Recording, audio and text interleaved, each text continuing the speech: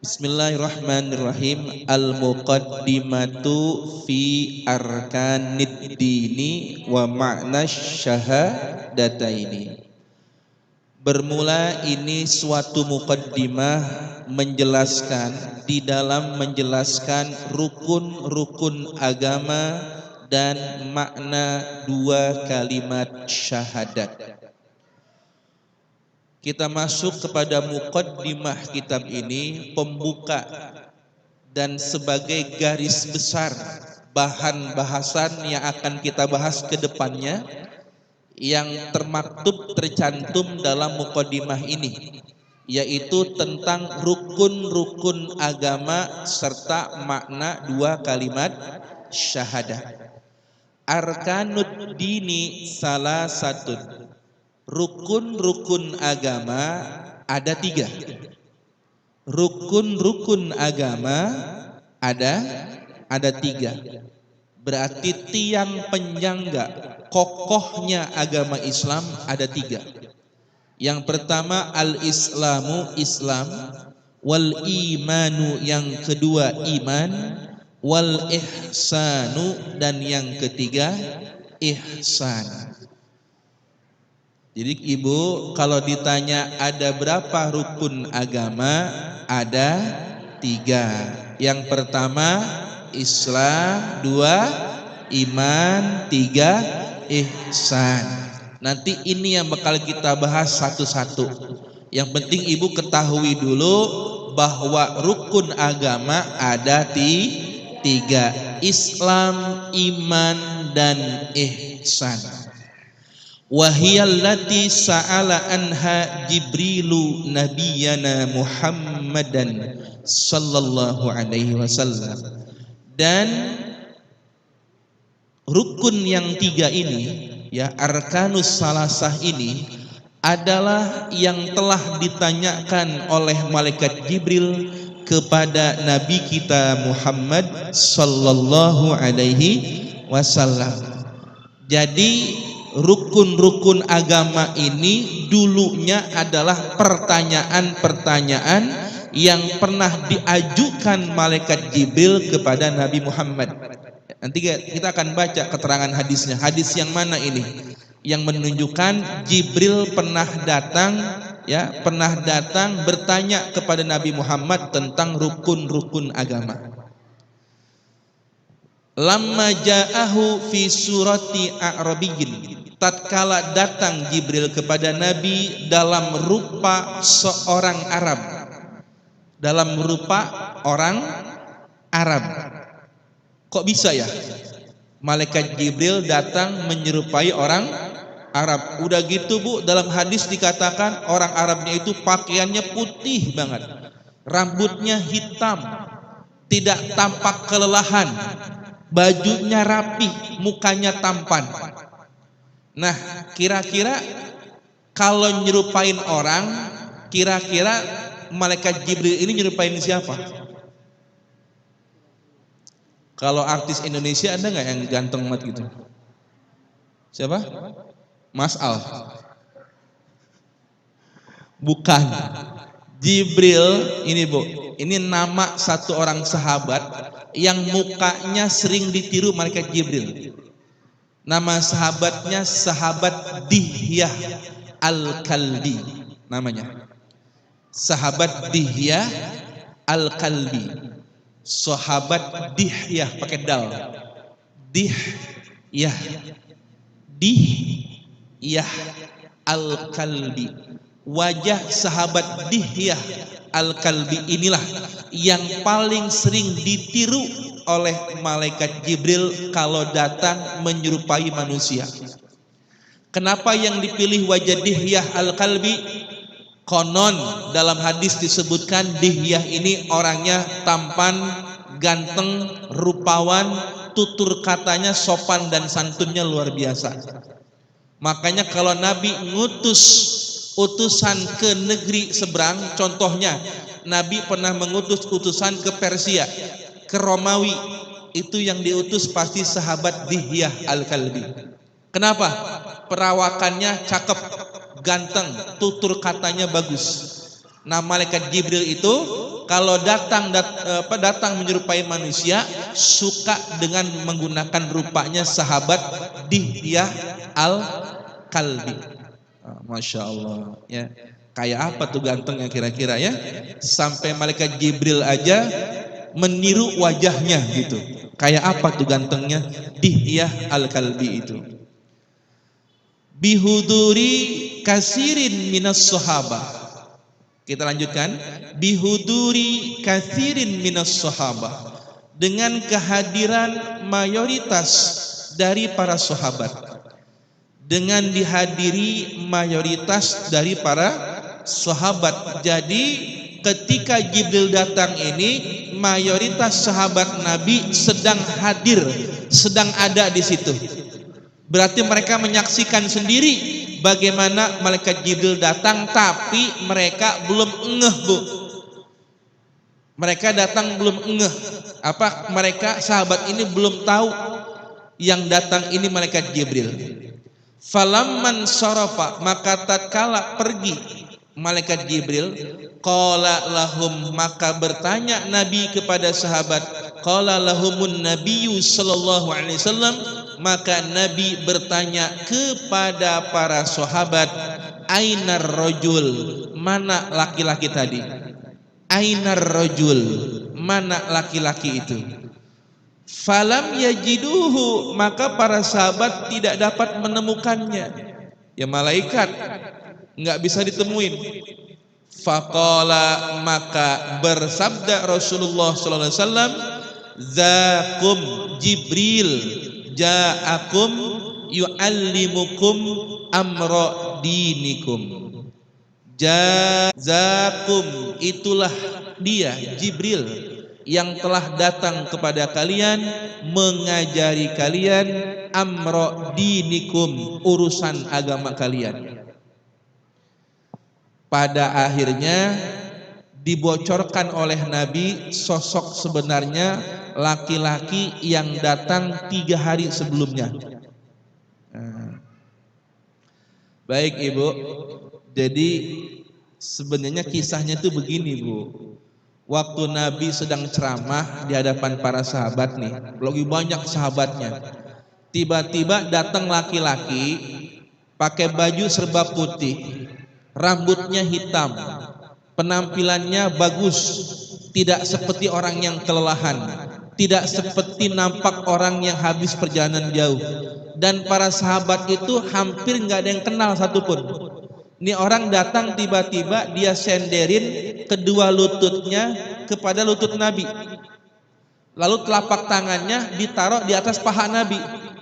Tuh kira-kira kalau ada orang, misalkan ada kiai lagi ngajar, tiba-tiba ada orang datang ya, dengkulnya ditempelin ke dengkul kiai, tangannya ditaruh di atas paha kiai.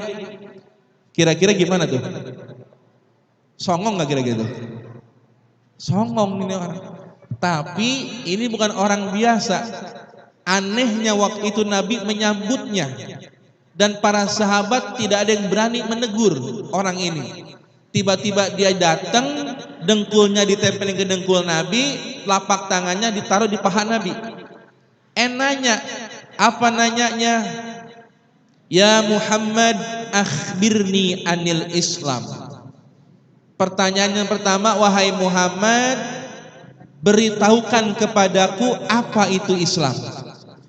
Jawab Nabi apa? Islam itu antashhada ilaha illallah wa anna Muhammadan Rasulullah wa tuqimas shalah wa tu'tiyaz zakah wa tasuma Ramadan wa tahujjal baita in istata'ta ilaihi sabila. Islam itu kau bersyahadat, bersaksi tiada Tuhan selain Allah, Muhammad itu utusan Allah, engkau dirikan salat, engkau tunaikan zakat, engkau laksanakan puasa di bulan Ramadan, dan engkau tunaikan haji ke Baitullah bagi yang mampu dalam perjalanan pergi dan pulangnya. Jadi Islam itu ada 5. Dia kata begini, sodakta, benar engkau Muhammad. Lah, dia yang nanya, dia yang benerin. Dia yang nanya, dia yang benerin.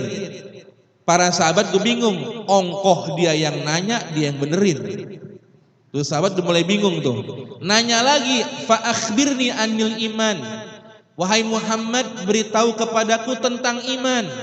Maka Rasul menjawab, antu'mina billah wa malaikatihi wa kutubihi wa rusulihi wal yaumil akhiri wa tu'mina bil qadari khairihi wa syarrihi minallah. Iman itu adalah engkau percaya, engkau yakin kepada Allah, para malaikat, kitab-kitab, utusan Allah, terus hari kiamat, qada dan qadar. Ada 6. Ada ngata lagi, sodakta, bener engkau Muhammad. Lah, dia yang nanya, dia yang benerin. Nanya lagi, fa akhbirni anil ihsan. Beritahukan kepadaku tentang ihsan. Apa jawab Nabi? Anta budallaha ka'annaka tarah wa illam takun tarah fa innahu yara. Ihsan itu engkau beribadah kepada Allah seakan-akan kau mampu melihat Allah. Kendati pun kau tak mampu melihat Allah, maka merasalah bahwa Allah senantiasa melihatmu. Kan gitu ya. Itu ihsan, Bu. Perasaan diawasi oleh Allah. Jadi ini makomnya musyahadah dan muraqabah. Ihsan ini musyahadah dan muraqabah. Mampu melihat kemahakuasaan Allah atau dapat merasakan diri untuk selalu diawasi oleh Allah Subhanahu wa taala. Itu ihsan namanya. Apa jawabnya? Sodakta, bener lagi aja. Fa akhbirni anis saah. Nah, nanya yang keempat malah ada serem nih. Wahai Muhammad, terangkan kepadaku tentang kiamat. Kira-kira kalau sekarang ditanya tentang kiamat, itu gimana jawabnya, Bu ya? Apa jawab Nabi? Mal mas'ulu anha bi'a'lama minas sa'il. Yang ditanya enggak lebih tahu dari yang nanya. Artinya apa? Yang nanya sama yang ditanya sama-sama kagak tahu kapan kiamat. Bayangin Nabi Muhammad aja kagak tahu kapan kiamat. Tapi anehnya orang zaman sekarang romanya tahu banget kiamat kapan. Ibu masih ingat nggak? Tanggal 12 bulan 12 tahun 2012 katanya lah karena 2022 udah kagak jadi kiamat. Kagak jadi. Tebak-tebakan tanggal 12 bulan 12 2012 ternyata salah. Salah. Wong Nabi Muhammad saja ditanya oleh Jibril, beliau bilang yang nanya sama yang ditanya sama-sama kagak tahu. Termasuk malaikat Jibril juga kagak tahu. Akan tetapi fa akhbirni an amaratiha. Kalau memang kau tidak tahu kapan terjadinya, coba sebutin ciri-ciri tanda-tanda kiamat. Nah, Nabi jawab nih, Bu. Antalidal amatu rabbataha. Yang pertama, ciri kiamat, seorang budak perempuan melahirkan anak junjungannya. Ini kalau diterjemahkan secara singkat saja, Bu, intinya adalah akan terjadi kiamat kalau anak pada durhaka sama ibunya. Udah gampang gitu aja udah. Gampangnya kalau banyak terjadi anak-anak durhaka kepada ibunya, itu sudah ciri tanda kiamat dekat. Emaknya kayak pembantu, emaknya kayak pesuruh. Iya. Waktu kecil semuanya dilayanin emak. Udah rumah tangga, anak titipin ke emak. Kapan udahnya emak kita?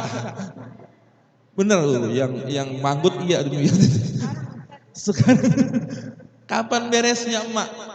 Masya Allah. Ya artinya itulah kasih sayang ibu sepanjang masa, apalagi sama cucu katanya tambah sayang katanya ya. Bener nggak itu, Bu? Iya, katanya kalau sama cucu tambah sayang. Ini mah bukan masalah itu, tentang durhaka. Kalau banyak muncul anak-anak durhaka sama ibunya, ini tandanya kiamat udah deket. Saya mau tanya, kira-kira zaman sekarang udah banyak yang durhaka nggak? Banyak, dari zaman Malin Kundang. Malin Kundang udah durhaka sama emaknya. Apalagi zaman sekarang. Satu. Yang kedua, wa antaral huffatal uratal alat dari a'asyai yatatawaluna fil bunyan. Ciri yang kedua kata Nabi, kamu akan melihat pengembala kambing tidak pakai baju, tidak pakai sendal, miskin, tapi nanti mereka bakal balap-balapan, berlomba-lomba membangun bangunan yang tinggi. Kejadian belum? Kejadian belum? Ibu pernah ke Dubai? Belum ya? Iya, saya baru sekali. Itu Dubai padang pasir, Bu. Tapi di sono banyak gedung pencakar langit luar biasa. Bahkan ada satu pulau dibentuk lafadznya apa kayak pohon korma. Luar biasa Dubai, dudunya padang pasir. Isinya orang-orang dusun, pengembala kambing, nyeker, kagak pakai baju. Sekarang bangun rumah petinggi-tinggi, bangun gedung tinggi-tinggi. Ternyata prediksi Nabi benar. Para orang-orang Arab dusun yang tinggal di padang pasir, yang pada nyeker telanjang dada, sekarang balap-balapan bikin gedung tinggi. Gedung tertinggi sekarang namanya Burj Khalifah. Burj Khalifah itu adanya di mana? Tadi yang saya sebutin. Di Dubai. Tinggi banget, Bu. Itu gedung tertinggi di dunia, adanya di sono, di Arab. Yang dulunya tukang ngangon kambing, sekarang bikin gedung tinggi banget. Nah, pertanyaannya, betul nggak itu perkataan Nabi? Kejadian nggak? Berarti yang pertama tadi banyak anak yang durhaka, yang kedua orang pengembala kambing bisa bangun gedung tinggi. Masya Allah. Kejadian ya. Suman tolako falabistu malian summa qala li ya Umar atadri man nisa'il qultu Allah wa rasul a'lam qala fa innahu Jibril atakum yu'allimukum dinakum akhrajahu Muslim. Ya Allah, ternyata yang datang itu malaikat Jibril alaihi salam. Jadi Ibu, pondasi agama ini 3. Islam, iman, ihsan. Jelas ini ya? Baik, kita masuk ke yang pertama dulu. Al-Islam. Al-Islam. Al-Islamu huwal inqiyadu lil ahkami syar'iyyati al-amaliyati. Islam adalah al-inqiyadu, tunduk pasrah. Al-inqiyadu, tunduk pasrah, lil ahkami syar'iyyati, terhadap hukum-hukum syariat, al-amaliyati, amaliyah ya, al-amaliyati, yang diamalkan, hukum-hukum syariat yang diamalkan, allati jaa, yang telah datang, biha, dengan hukum-hukum syariat tersebut, Sayyiduna Muhammadun sallallahu alaihi wasallam. Jadi Islam itu tunduk dan patuh terhadap hukum syariat, tunduk dan patuh terhadap hukum syariat yang dibawa oleh baginda Nabi sallallahu alaihi wasallam. Ibu, hukum syariat itu ada 9. Dalam kitab usul fikih, hukum syariat ada yang pertama wajib, sunnah, mubah, makruh, haram, sahih, batil, sahih, batil, rukhsah, azimah. 9. Mau catat? 9 ya. Wajib, sunnah, mubah, makruh, haram. Yang keenam sahih, batil. Yang ketujuh, yang kedelapan rukhsah, yang kesembilan azimah. Azimah. Kalau wajib udah tahu semua ya. Ma yusabu ala fi'lihi wa la yu'aqabu wa yu'aqabu ala tarkihi.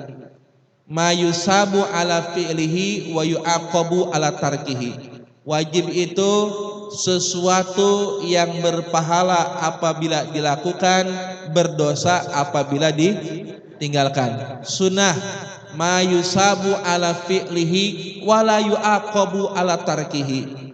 Yang namanya sunnah dilaksanakan mendapat pahala, ditinggalkan tidak berdosa. Yang ketiga mubah. Apa tuh mubah? Ma la yusabu ala fi'lihi wa la yu'aqabu ala tarkihi. Mubah itu sesuatu yang tidak berpahala kalau dilaksanakan, tidak berdosa kalau ditinggalkan. Mubah, dilakukan tidak berpahala, ditinggalkan tidak berdosa. Itu mubah. Apa contohnya? Pakai jam tangan. Ya. Ma la yusabu ala fi'lihi wa la yu'aqabu ala tarkihi. Jam tangan nih. Pakai jam tangan enggak berpahala. Enggak pakai jam tangan enggak dosa. Termasuk ibu pakai cincin tuh. Pakai gelang. Ya. Pakai cincin enggak dosa. Enggak pakai cincin juga enggak dosa. Mubah itu namanya. Ya, tapi tergantung nih niatnya. Yang keempat makruh. Ma yusabu ala tarkihi wa la yu'aqabu ala fi'lihi. Makruh itu perkara yang ditinggalkan mendapat pahala, dilakukan tidak berdosa. Kalau ditinggalkan mendapat pahala, kalau dikerjakan tidak dapat dosa. Itu namanya kayak makan mantap. Jengkol obat jengkel. Pete obat bete. Masya Allah ya. Makruh itu apanya? Baunya. Makanya kalau pengen makruhnya hilang, hilangin baunya pakai pete. Rokok makruh. Apa? Dari baunya. Tapi jadi haram buat orang yang kalau habis ngerokok mati. Apa? Kena penyakit paru. Udah tahu penyakit paru-paru, ngerokok haram. Haramnya kenapa? Zalimun li nafsihi, menzalimi diri sendiri. Ya. Yang kelima haram ma yusabu ala tarkihi wa yu'aqabu ala fi'lihi. Haram itu perkara yang berpahala kalau ditinggalkan, berdosa kalau dilaksanakan. Haram. Ditinggalkan berpahala, dikerjakan berdosa. Itu namanya Yang keenam sahih. Ma ijtama'a alaihi syartu warruknu. Sahih itu sesuatu yang terkumpul kepadanya rukun dan syarat. Sesuatu yang berkumpul kepadanya rukun dan syarat. Kalau rukun dan syaratnya lengkap maka disebut sahih. Bahasa kita mah sah. Ya, kalau rukun dan syaratnya ngumpul semua maka disebutnya sahih. Bahasa kitanya sah. Berikutnya yang ketujuh batil. Batil kebalikannya. Ma la yajtami'u fihi asyartu waruknu. Sesuatu yang tidak terkumpul kepadanya rukun dan syarat. Kalau rukun dan syaratnya enggak lengkap maka disebut batil. Yang kedelapan rukhsah. Apa tuh rukhsah? Ma yataghayyaru min su'ubatin ila suhulatin. Hukum yang berubah dari sulit menjadi mudah. Rukhsah. Hukum yang berubah dari sulit menjadi mudah. Apa contohnya? Makan bangkai haram nggak? Makan bangkai haram nggak? Haram. Haram makan bangkai. Tapi buat orang yang kepepet, buat orang yang mudorot, buat orang yang nggak bisa makan yang lain selain bangkai, maka bangkai hukumnya jadi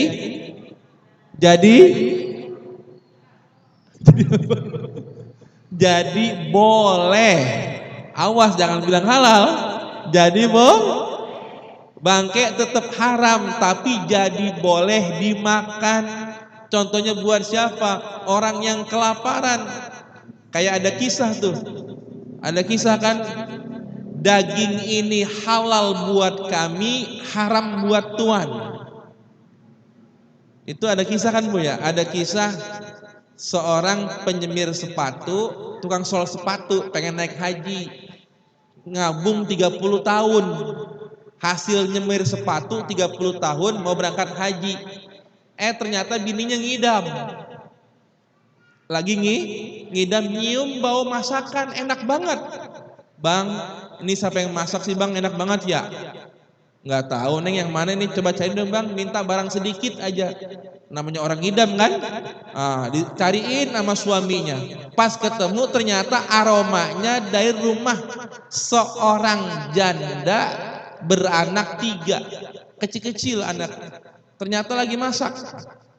Maka datang tuh orang tukang sol sepatu ini, nyonya, istri saya lagi hamil, lagi ngidam, nyium bau masakan ini. Apakah boleh saya minta sedikit buat istri saya? Enggak boleh katanya. Kalau emang enggak boleh diminta, saya beli aja ya. Enggak boleh katanya. Kenapa enggak boleh? Ini masakan, ini daging halal buat kami, haram buat tuan katanya. Bingung dia, lah kan ini daging keledai, ya daging apa namanya, jadi keledai lah. Kan secara syariat sama-sama halal buat kita. Enggak tuan, buat kami mah ini halal, buat tuan haram katanya. Emang kenapa? Saya dan anak-anak saya sudah 3 hari belum makan. Saya jalan keluar nemu bangkai keledai. Ada keledai mati di pinggir jalan, bangkai. Saya ambil dagingnya, ini yang lagi saya masak. Ini daging bangkai tuan, bangkai keledai yang udah mati berhari-hari saya ambil. Kenapa? Karena saya sama anak-anak saya lapar.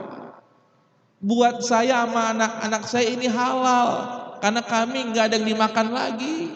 Tapi buat tuan mah haram tuh.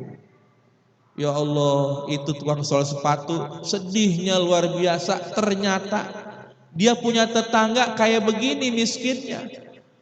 Dipikir dia yang paling miskin, ada yang lebih miskin lagi. Akhirnya apa Bu? Nggak pakai pikir panjang, dia pulang ke rumah, dia cerita sama bininya, bininya nangis. Akhirnya si tukang sol sepatu ini punya ide yang luar biasa, yang saya rasa sulit buat kita tiru. Akhirnya apa? Hasil nabung selama 30 tahun buat naik haji, dia kasih kepada janda dan yatim tadi itu. Sebelum dia kasih tuh kepada janda dan yatim, dia ngomong, ya Allah, ternyata haji saya bukan di Ka'bah, tapi di sini haji saya. Inilah hajiku ya Allah, di rumah janda dan yatim ini. Ku niatkan aku haji di sini. Masya Allah, ya. Sulit tuh mirip begitu ya, nabung capek 30 tahun buat dikit-dikit dikumpulin, udah dapet, dia kasih ke orang lain.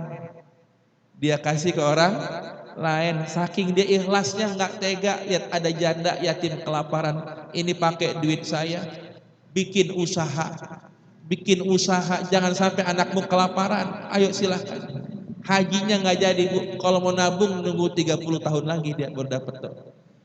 Tapi Bu, ternyata datang kabar ada ulama datang, dia mimpi ketemu Nabi, dalam mimpinya Nabi bilang ya, dia mimpi ketemu malaikat, malaikat bilang tahun ini yang haji 700.000 orang kata malaikat dalam mimpinya.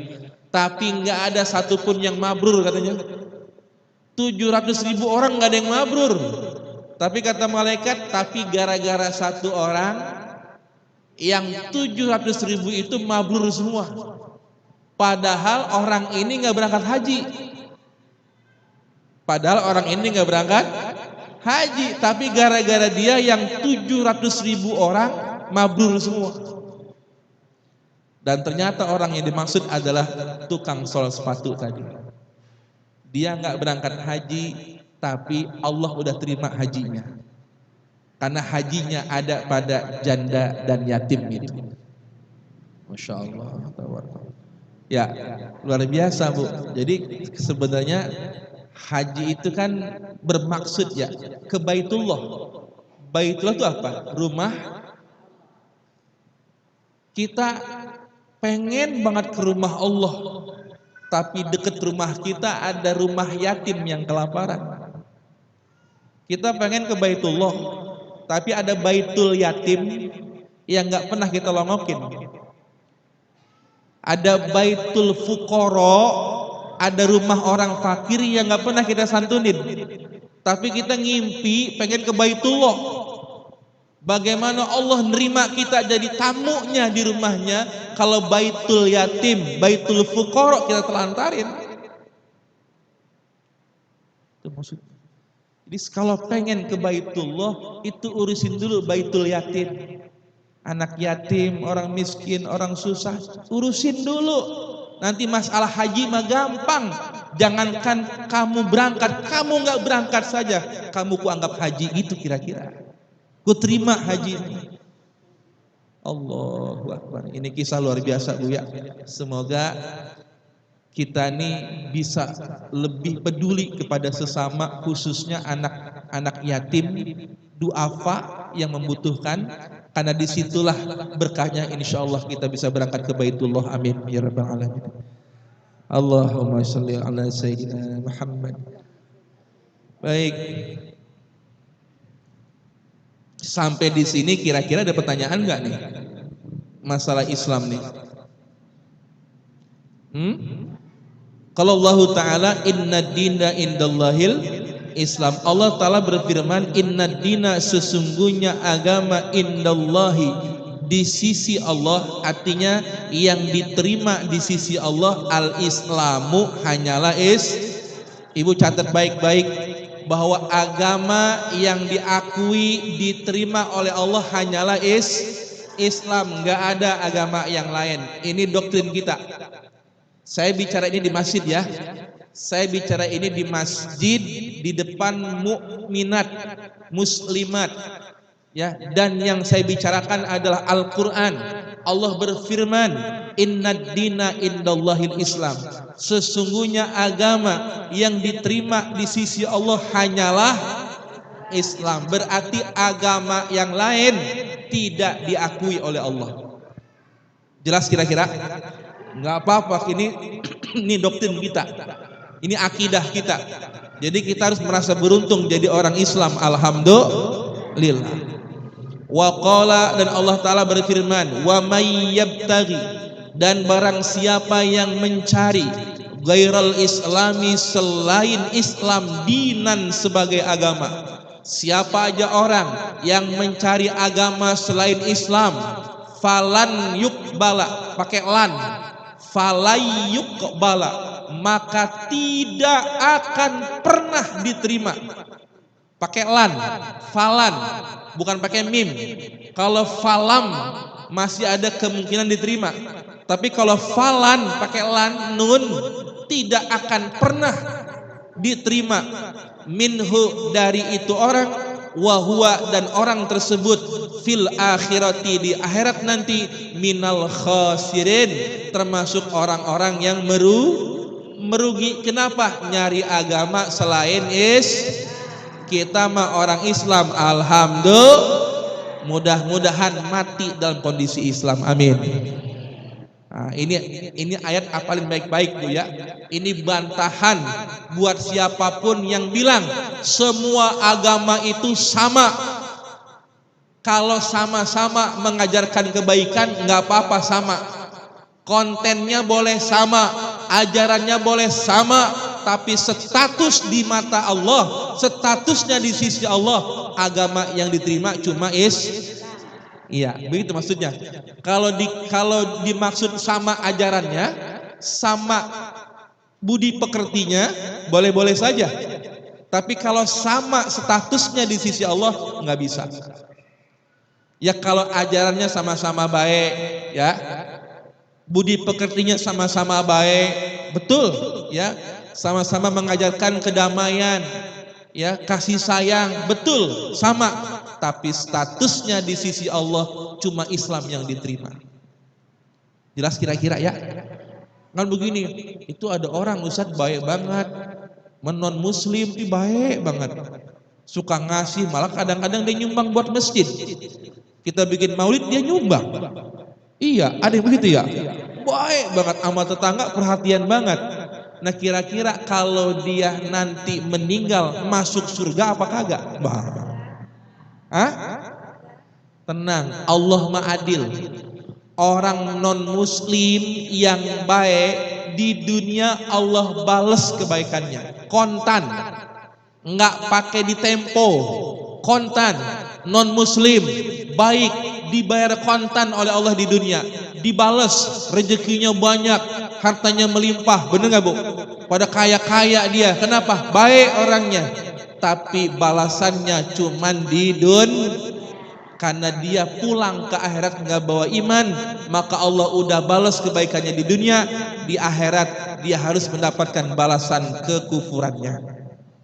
Adil nggak kira-kira? Adil nggak kira-kira Allah?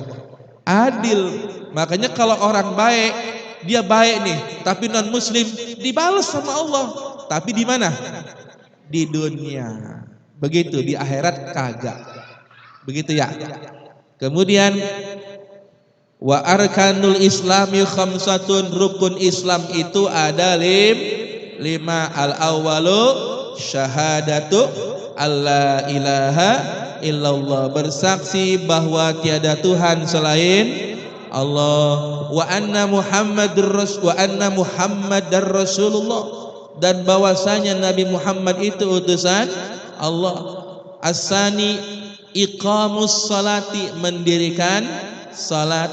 As-salisu, yang ketiga, itauz zakati, menunaikan zakat. Ar-rabi'u, yang keempat, saumu ramadhana, puasa di bulan Ramadan. Dan yang kelima, hijjul baiti man istata'a ilaihi sabila, menunaikan haji ke Baitullah bagi orang yang mampu ke Baitullah dalam perjalanannya, berangkat dan pulangnya. Jangan cukup buat berangkat doang, kagak bisa pulang.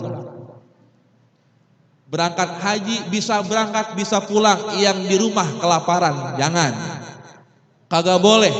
Orang berangkat haji tapi yang di rumah kagak dibekelin, kagak boleh. Harus dibekelin buat 40 hari, kali 1 juta sehari. Lumayan kan? Masya Allah, gitu ya. Nah ini rukun Islam yang 5. Baik, kira-kira sampai pembahasan ini ada yang mau dipertanyakan Ibu? Barangkali?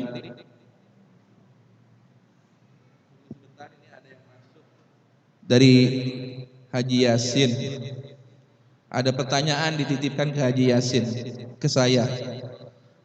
Assalamualaikum warahmatullahi wabarakatuh. Haji, kalau dekat Haji Jajang, beliau minta diingatkan bahasan minggu ini untuk Pak Ustadz Mahfud tentang arti dayus dan nusuj. Kiai Jajangnya nggak ada. Arti dayus dan nusuj. Ada contoh ketika seorang istri dia selfie mesra dengan public figure, pejabat, atau artis, dia pakai status lagi, apakah itu termasuk nusuj? Wow. Dan bagaimana tindakan seorang suami bila tidak menegurnya, apakah itu termasuk dayus? Masya Allah. Terima kasih yang sudah bertanya ini, luar biasa. Pertanyaannya keren. Wah. Ibu jelas nggak pertanyaannya? Jelas ya. Yang nggak jelas jawabannya ini. Baik. Sesuai pertanyaan yang masuk nih. Ya, minta dijelaskan arti dayus dan nusuj. Kita bahas nusuj dulu ya. Nusuj itu Ibu, kalau dalam kitab fikih di Fathul Bari itu disebutin ya, secara Sahih Bukhari, bahwa nusuj itu bahasa kitanya adalah wanita yang tidak memenuhi kewajiban kepada suaminya. Intinya itu, wanita yang tidak memenuhi kewajibannya terhadap suami dan menentangnya. Bukan cuman nggak melaksanakan, tapi menentangnya. Artinya nggak mau mengikuti atau menjalankan kewajiban terhadap suami. Itu nusuj namanya. Pahami dulu ya, bahwa nusuj itu adalah tindakan seorang istri yang meninggalkan atau tidak mau memenuhi kewajibannya sebagai seorang istri kepada suami. Itu nusuj. Dalam Al-Quran cara negurnya ada 3. Kalau perempuan nusuj, cara ini Al-Quran yang bilang Bu ya, Al-A'raf ayatnya saya lupa, itu ada 3 langkahnya cara negur perempuan yang nusuj. Yang pertama, dinasehati ya, dinasehati, yu'iduhunna, dinasehati ini kalau kagak nurut, konsekuensinya nafkah zahir, nafkah lahir diputus, uang belanja putus, uang jajan putus. Konsekuensi kalau dinasehatin kagak mau nurut, konsekuensinya nafkah putus. Itu berdasarkan syariat. Yang kedua, dinasehatin kagak mempan. Cara yang kedua, Allah bilang, maka jauhkanlah tempat tidurnya. Wahjuruhunna fil madaji, jauhkanlah tempat tidurnya. Pisah ranjang. Nafkah lahirnya diputus, nggak mempan. Sekarang nafkah batinnya putus. Pisah ranjang. Ranjang udah misah, udah reot ranjang juga. Udah pada merobot tuh ranjangnya. Masih kagak mempan juga. Maka ini pilihan yang ketiga dan yang terakhir. Yang ketiga ini adalah Allah persilahkan suami memukul istrinya. Tapi awas, belum selesai. Tapi tidak boleh di wilayah yang akan meninggalkan bekas. Tidak boleh menyakitkan, hanya sekedar efek jerak saja. Tidak boleh di muka, tampar, nggak boleh. Nggak boleh di kepala, nggak boleh. Nggak boleh di telinga, nggak boleh di wilayah dada. Ya, turun lagi bawah dada nggak boleh. Danger itu. Bahaya. Mana yang boleh? Yang boleh wilayah paha, betis, sama bokong. Nakal banget ini. Boleh. Ya, wilayah paha, bokong, betis. Ini Quran Bu ya, bukan akal-akalan. Allah yang bilang ini. Jadi tahap ketiga ini kalau sudah nusujnya udah level 3, kronis, makin dinasihatin makin jadi ngebangkangnya. Udah dipisah ranjang kagak sadar juga, maka suami boleh mukul. Kalau habis dipukul istrinya sadar, maka suami wajib memaafkan istrinya. Wajib memaafkan istrinya, nggak boleh cari-cari alasan. Nanti ini dibuat alasan buat nyari penggantinya lagi. Nah, ini yang bahaya. Enggak kayak begitu. Allah mengatakan haram hukumnya kalau suami menolak permintaan maaf daripada istrinya. Nah, ini nusuj, Bu ya. Di nusuj ini lebih umum. Jadi apapun tindakan seorang istri yang membuat, yang melanggar kewajiban dia kepada suaminya, itu nusuj namanya. Jelas ya? Sekarang dayus. Ada 3 dalam hadis sahih disebut, ada 3 orang yang gak bakal dipandang sama Allah. Allah jijik ngelihatnya.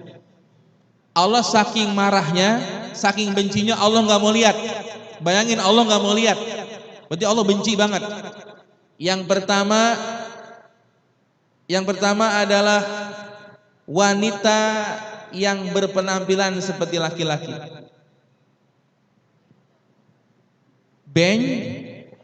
Bencong, khunsa. Kalau khunsa sih bener ada.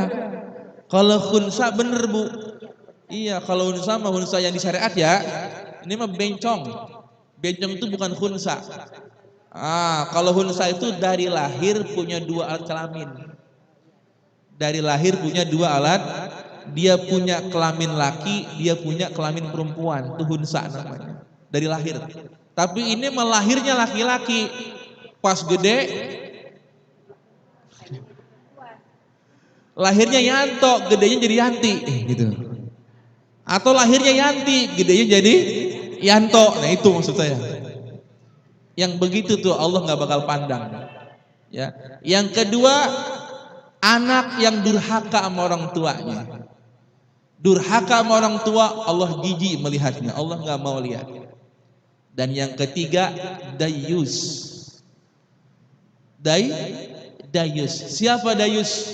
Dayus itu, catat baik-baik, suami, bapak, kakak laki-laki, adik laki-laki yang tidak merasa cemburu, tidak merasa risih, membiarkan anak gadisnya, membiarkan istrinya, membiarkan adik perempuannya, membiarkan kakak perempuannya berbuat dosa dan maksiat.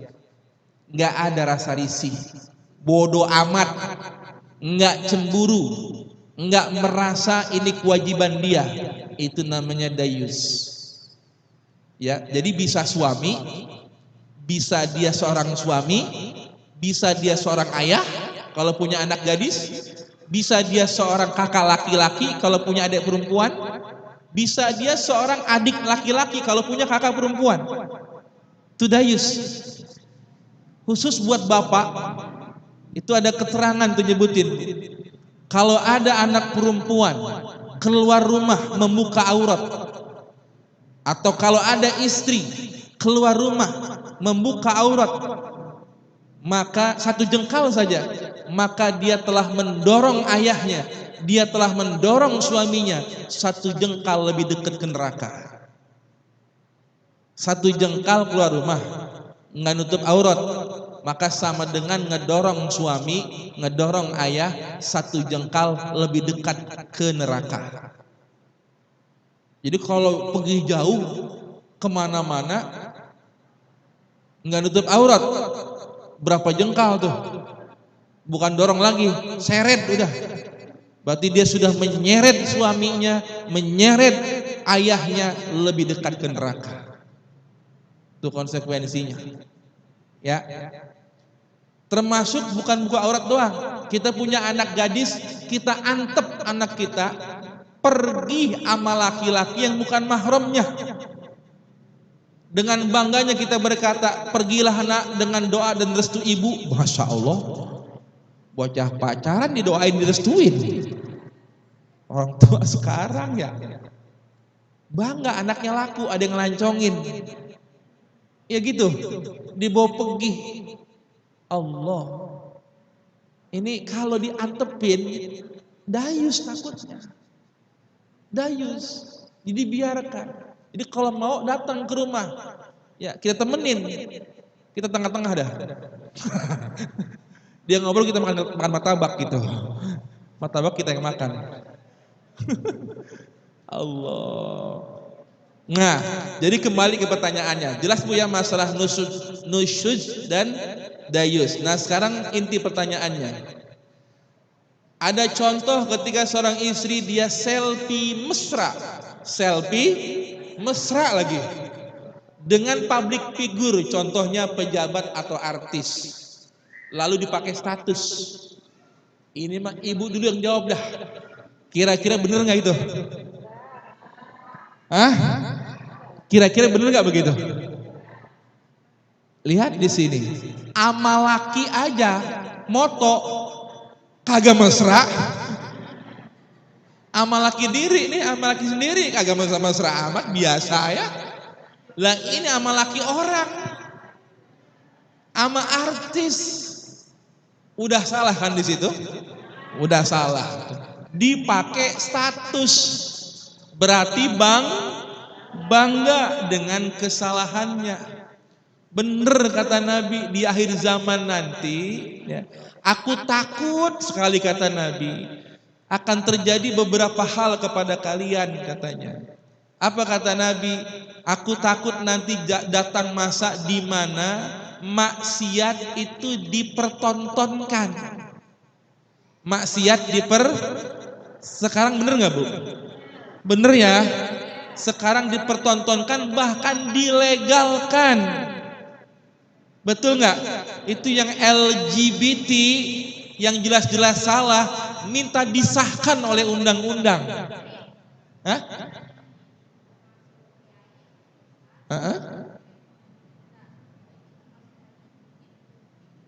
Taib. Kalau ini ada korenahnya selfie mesra. Ama kiai, ilok kiai kita peluk.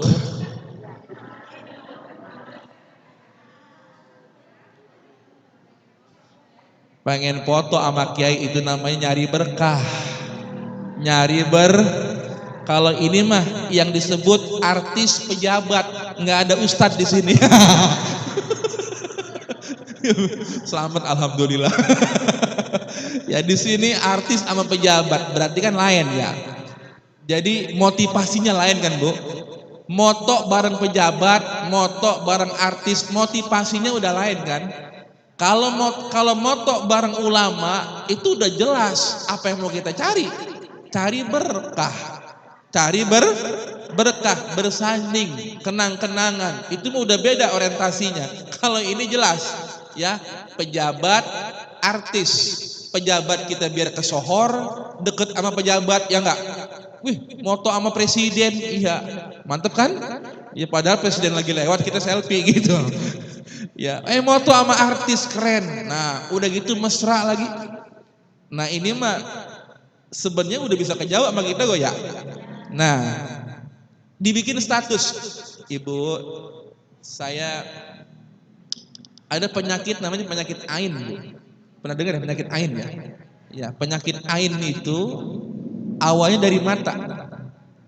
Dari mata, maka disebutnya ain. Jadi ada manusia gara-gara pandangannya jadi hasud sama kita. Dia hasud, dia lihat foto kita. Foto ibu sama suami nih, mesra banget misalkan. Mesra banget gitu. Bahagia banget. Bu, enggak semua orang bahagia melihat kebahagiaan kita. Betul? Enggak semua orang bahagia melihat kebahagiaan kita. Ada orang yang bahagia kalau kita celaka. Ada orang yang bahagia kalau kita pisah sama suami kita. Maka dari situ muncullah hasud. Hasud itu adalah rasa iri kepada nikmat orang lain dan ingin nikmat itu hilang dari orang lain. Itu hasud namanya. Maka seperlunya memajang foto di media sosial jangan berlebihan. Karena suatu saat bisa jadi bumerang buat kita. Takutnya ada orang yang kena penyakit ain. Hasud muncul, penyakit ain. Kalau orang sudah lara ain. Ya, penyakit hasud yang muncul dari pandangan mata. Begitu ya. Silakan sebijaksana mungkin menggunakan medsos. Sekarang ini Bu, ini benda saya rasa ini benda adalah penemuan paling luar biasa di abad ini. Benda ini adalah benda yang berhasil menghilangkan peran koran kertas, betul? Menghilangkan peran radio, betul? TV udah jarang dilihat sekarang, banyakan YouTube yang dilihat, betul ya? Koran, radio, TV, apalagi yang hilang gara-gara dia? Foto, kamera, bener. Kamera dulu kita sampai kredit belinya, saking pengennya. Sekarang udah ada di sini. Ini canggih luar biasa. Tapi hati-hati, manfaat mudarat tergantung kita. Dia cuman alat. Alat ini tergantung siapa yang menggunakannya. Mic di tangan ustazah ini jadi media dakwah. Tapi di tangan artis dungdat ini jadi media maksiat. Ya, betul? Handphone di tangan yang tepat, insya Allah jadi media dakwah. Di tangan Direktur Hamdalah TV. Nah, beliau jadi media dakwah YouTube-nya. Tapi di tangan yang salah, keretakan rumah tangga dari sini mulainya.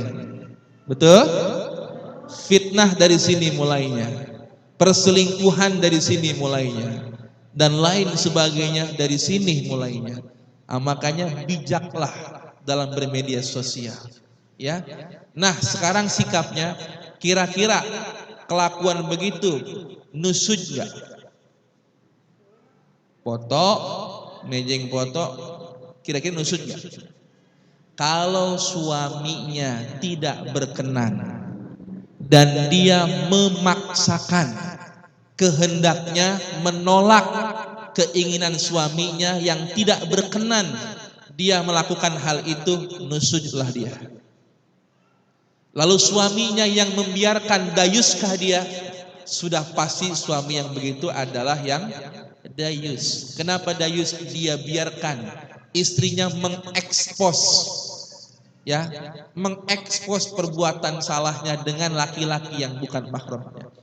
Kalau suami yang membiarkan, bahkan gak ada rasa cemburu sama sekali, tentu dayuslah dia. Na'udzubillahi min dzalik. Nah, ini satu pertanyaan yang masuk. Ya, cukup satu aja Ustazah ya. Nah, ini walaupun satu tapi hot ini pertanyaannya. Ya, saya rasa cukup pertemuan kita untuk bulan ini. Mohon maaf atas segala kekurangannya. Mari kita ikhtitamkan dengan membaca surat Al-Asr. Dalam keterangan ulama, dulu tuh para sahabat kalau kelar bertemu berpisah selalu baca surat Al-Asr. Ya, untuk mengingatkan betapa pentingnya waktu, betapa kita merugi kalau kita tidak memanfaatkan waktu. Mari dengan berkah surat Al-Asr kita akhiri ta'lim kita di pertemuan bulan ini. A'udzu billahi minasyaitonir rajim. Bismillahirrahmanirrahim. Wal 'asr. Innal insana lafi khusrin إلا الذين آمنوا وعملوا الصالحات وتواصوا بالحق وتواصوا بالصبر.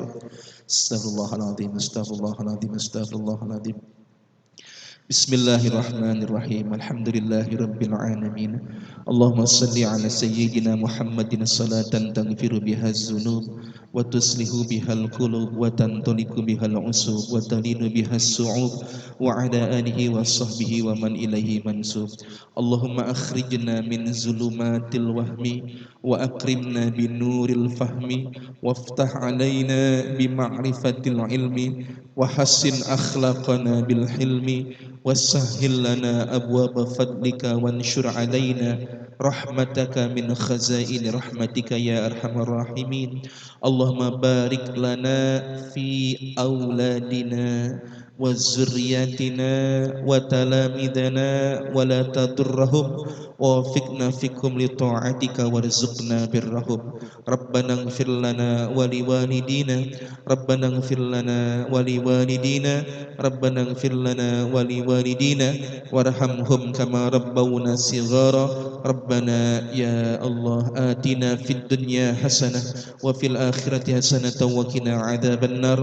Subhana rabbika rabbil izzati amma yasifun wassalamun alal mursalin walhamdulillahi rabbil alamin. Kafaratul majlis. Subhanakallahumma rabbana wa bihamdika asyhadu an la ilaha illa anta astaghfiruka wa atubu ilaih.